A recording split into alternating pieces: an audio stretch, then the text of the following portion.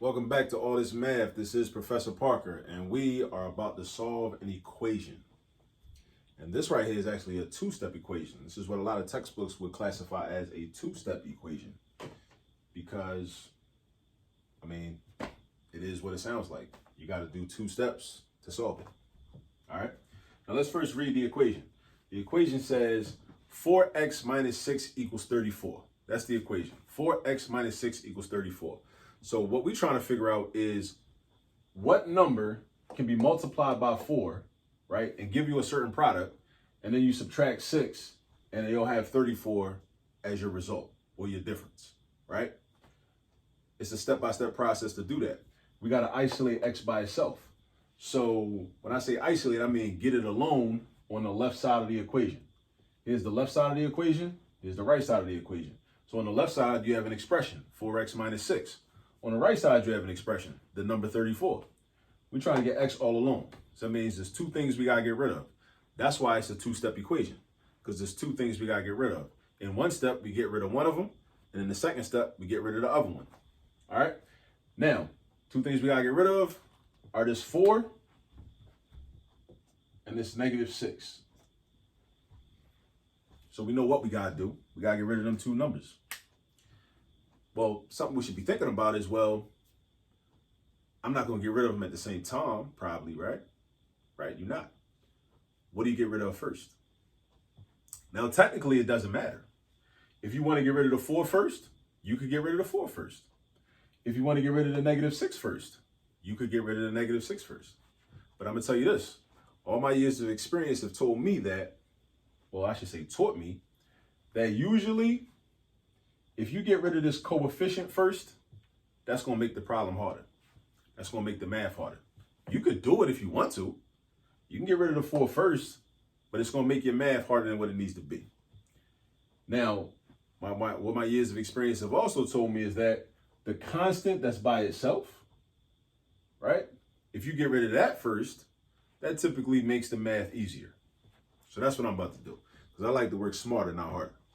And that's what I'm going to try to teach you to do. So that means I'm going to get rid of this negative 6 first, because there's two things we got to get rid of.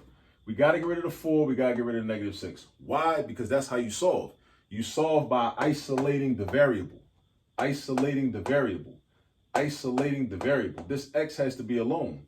Just think about it like in terms of just like common sense, right? Take the math off the table. Take the algebra off the table. Just say, okay, I'm trying to get x by itself. All right, what do I got to get rid of to make it by itself? The 4 and the negative 6. Just look at what you see on the board, right? Or if you see these problems written down on paper or in a note or in a textbook or a workbook, just look at what you see in front of you. That's your ultimate goal. Always begin with the end in mind. Think about your ultimate goal. Your ultimate goal is to get this variable all by itself. All right? Now, I said I'm going to get rid of this negative 6 first. So my question is, how I'm going to do that, though? When we're solving equations, if we want to get rid of something, we have to do the opposite operation to that thing. So this negative 6 means minus 6, which denotes subtraction. So you ask yourself, what's the opposite of subtraction? Addition. So that means we're going to have to add 6. The opposite of subtracting 6 is adding 6. So we're going to have to add 6 in order to get rid of negative 6. And that should make sense, because isn't negative 6 plus 6 equal to 0? It is. So we got plus 6 right here. Now, this is an equation. Don't forget, it's an equation. Equations must be balanced. So if I add 6 on the left side, don't I need to add 6 on the right side? Yeah. I got to add 6 on both sides, right? I'm not adding 6 to 4x. I'm not doing that, because they're not like terms anyway, so you really can't do it. But we already added 6 on the left side by adding it to the negative 6. So I'm also going to add 6 to the 34. So now I got plus 6 over here.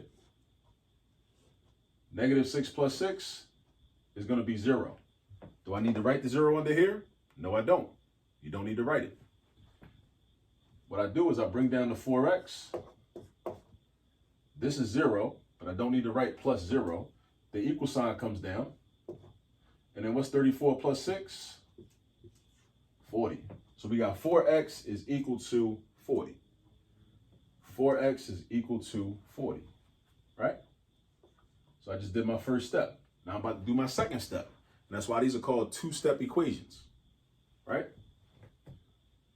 So now I got to get x by itself. So now I just got to get rid of the 4.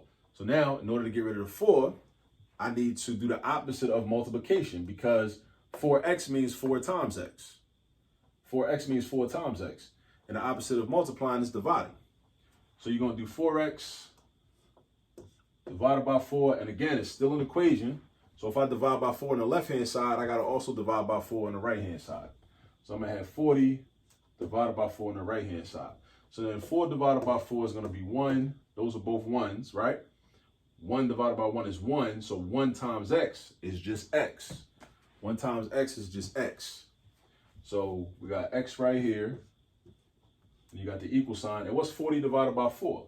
40 divided by 4, you should know your division facts. If you don't, memorize them. Memorize them.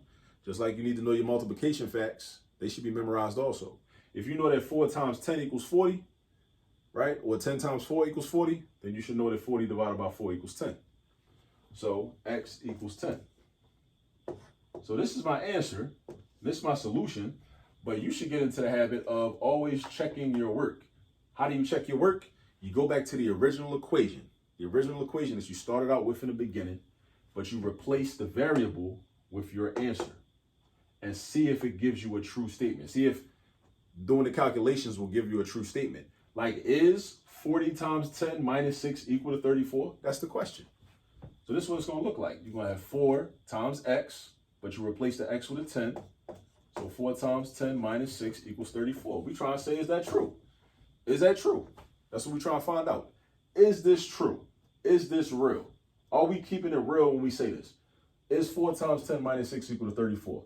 Based on what we know about the order of operations, right? We're not doing 10 minus 6 first. We ain't doing that.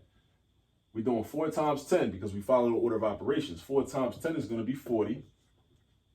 Minus 6 equals 34. And yes, we know that 40 take away 6 is 34. So that means, because this is a true statement, that means that this is a correct answer.